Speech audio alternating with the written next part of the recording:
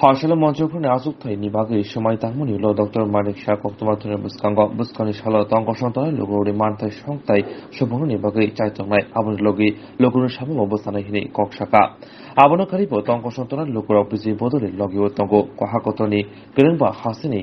विधानसभा चंगमारिबो गोरोंबुरियो कप्लायंका BJP ते हासिनि गोरोंबुरि विधानसभा bye इलेक्शननि चंगमारिबो हायनो हाय गोरों थांबो कप्लायंका हिनि शाखा आबुनि लगे लगे केबिनेट बदल रक मानिकनि शाखाव रांमारि मरक अंगो हिनि जे कक्ष चौतमनि आबुनि तीब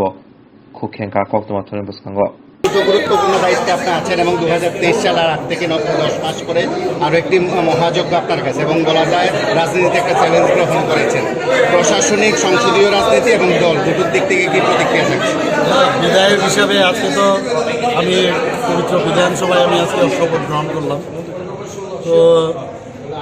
এর আগেও আমি অনেকবার শপথ নিয়েছি বিভিন্ন সময় বিভিন্ন জায়গায় তো আলাদা করে কিছু আমার ফিলিংস হচ্ছে না সত্যি কথা বলতে কি তো তবে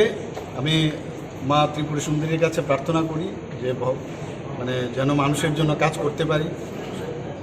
মানুষের যে মৌলিক সমস্যাগুলো আছে সেগুলো যেন আমি সমাধান করার চেষ্টা করতে পারি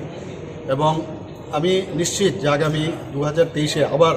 ভারতীয় জনতা পার্টি এবং আমাদের বর্তমানে যে অ্যালায়েন্স পার্টনার আছে যে সরকার সেটা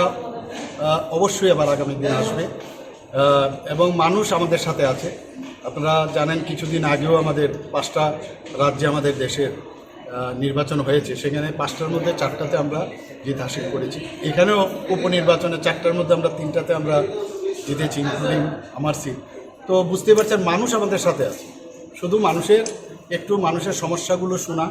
এবং তার সমাধানের চেষ্টা করা এর বেশি কিছু লাগে না তো সেই চেষ্টায় আমি ব্রত নিয়েছি এবং আশা করি আগামী দিন সেই পথে আমরা চলব উন্নয়ন ভারতীয় জনতা পার্টি মানে উন্নয়ন সেই উন্নয়নের লক্ষ্যে আমরা কাজ করি লাস্ট 48 ঘন্টা আপনাদের কাছে একটা গুরুত্বপূর্ণ বিষয় ছিল যেহেতু দলের সভাপতি আপনি কোন কোন এজেন্ডা এবং টিপস বা পদক্ষেপকে সামনে রেখে দেশের মহারণের জন্য আপনারা প্রস্তুত এগুলো তো সাংগঠনিক বিষয় সেগুলো আমরা যেসব কৌশল দরকার ইলেকশন আমাদের কাছে পার্ট অ্যান্ড পার্সেল কিন্তু সামাজিক যেসব বিষয়গুলো আছে সেই বিষয়গুলো অর্থনৈতিক প্রতিবেদন হয়েছে তার সেখানে পাশও হয়েছে সেন্ট্রালেরও সেই বিষয়ে কথা হয়েছে আমাদের যে ন্যাশনাল কার্যকারিণী বৈঠক হয়েছে সেই বিষয়েও যেসব প্রস্তাব হয়েছে পাশ হয়েছে সেগুলোর বিষয়ে আলোচনা হয়েছে আমাদের আগামী দিনে সাংগঠনিক প্রতিবেদনও এসছে পলিটিক্যাল বিষয় এসছে আমাদের রাজনৈতিক প্রতিবেদনও এসছে সেখানেও আমরা পাশ হয়েছে তো এগুলো তো আমরা ভিতরে সাংগঠনিক বিষয় তো সেই বিষয়ে আমরা আগামী দিনে আমরা কাজ করি প্রধান প্রতিদ্বন্দ্বী কাকে মনে হচ্ছে ঠিক এখনও তো আমাদের কাছে সিপিএমই আছে না বিধানসভাতে ওদের এখন 15টা সিট একটা মাত্র কংগ্রেসের সবে মাত্র পেল কথাগুলো আমাদের সরকার এবং এইগুলো আমরা করেছি তবেই আপনাদের কাছে আমরা এসেছি সেইভাবে আমরা সেই দিশায় আমরা কাজ করি আরেকটা বিষয় আপনার যেখানে পেশাগত অবস্থান ছিল সেখানে আপনি এক প্রকার আইনি লড়াই করে আপনার অধিকার আদায় করেছেন যেটা রাজ্যবাসীর জান সেখানে একটা ইন্টার্নদের আন্দোলন দীর্ঘদিন ধরে চলছে এবং তাদের বেতন ভাতা নাকি স্বাভাবিক নয় অন্যান্য রাজ্যের সাথে তারা অনেক কম পাচ্ছে এক কথা তাদেরকে বঞ্চিত করা হচ্ছে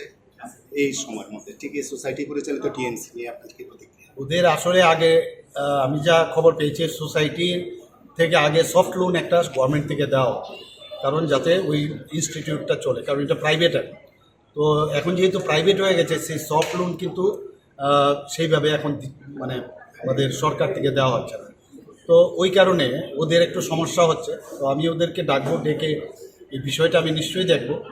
আর আমরা চাই না কেউ অখুশি থাকুক কিন্তু এটাও দেখতে হবে যাতে ইনস্টিটিউটটা যেন মানে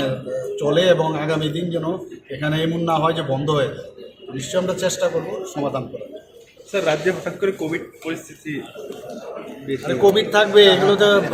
কোন প্রদেশ থেকে এসছে আপনারা জানেন তো কোন দেশ থেকে এসছে এগুলো তো থাকবেই এগুলো আমরা দেখবো কিভাবে এগুলো শেষ করা যায় স্যার বদলে বিধানসভা কেন্দ্রে বিজেপি যারা খুবই পরিশ্রম করে দিন রাত আপনি খাটানোর জন্য জিতানোর জন্য তাদের উদ্দেশ্যে কি পাতা থাকবে আপনার আরে ওরা আর আমার মধ্যে খুব বেশি একটা ডিফারেন্স নাই আমিও কার্যকর্তা ওরাও কার্যকর্তা আমি খালি একটা জায়গার মধ্যে একটা পদে আছি আদারওয়াইজ আমাদের কার্যকর্তার পার্টি আমরা সবসময় একসাথে থাকতে চাই পরিবারের পার্টি সিপিএমই আমাদের কাছে মানে অপোজিশন বলতে আমরা বিরোধীদের কাছে মোটামুটি কয়েকটা ইস্যুর মধ্যে অন্যতম হচ্ছে বেকারত্ব,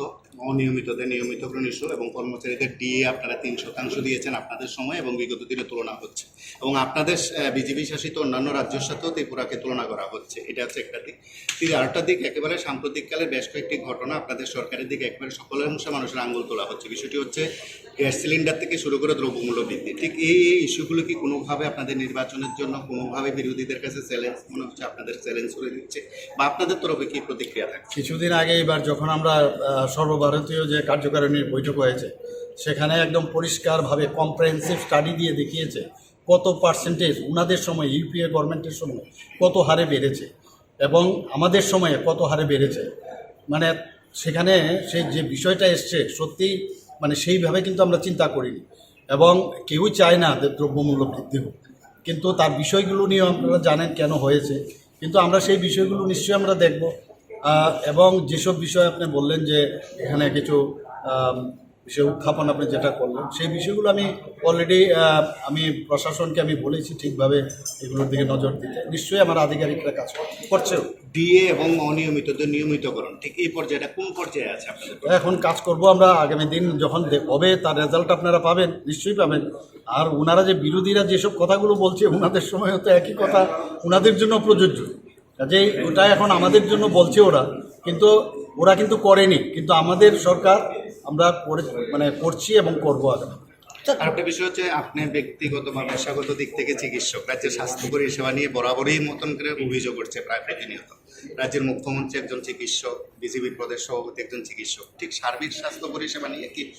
প্রশ্নহীন স্বাস্থ্য পরিষেবা কি রাজ্যবাসী পেতে পারে? দেখুন, প্রশ্নহীন হওয়াটা কিন্তু সাংঘাতিক সমস্যা। আর প্রশ্ন না থাকলে আপনি বুঝতে হবে, এক জায়গায় এটা একজনের কথা আছে, যদি প্রশ্ন না থাকে তাহলে ধরে নেওয়া যায় আপনি ভুল পথে চলছেন, প্রশ্ন যদি থাকে তবে আপনি সঠিক পথে যাচ্ছেন। এবং যে জায়গার মধ্যে যে সমস্যা, নিশ্চয়ই আমি যেহেতু স্বাস্থ্যের সাথে আমি জড়িত, আমি নিশ্চয়ই এগুলোতে অ্যাড্রেস করবো। অলরেডি স্টার্ট হয়েছে, এখন দেখবেন আপনারা রেজাল্ট আমি দেখিয়ে আপনাদের তখন আমি বলবো, মানুষের সামনে আমি রাখবো এই জিনিসগুলো, বিষয়গুলো করছি এবং করার পরে মানুষের কাছে যাব। আমি যেহেতু বলেছি এই কথাগুলো,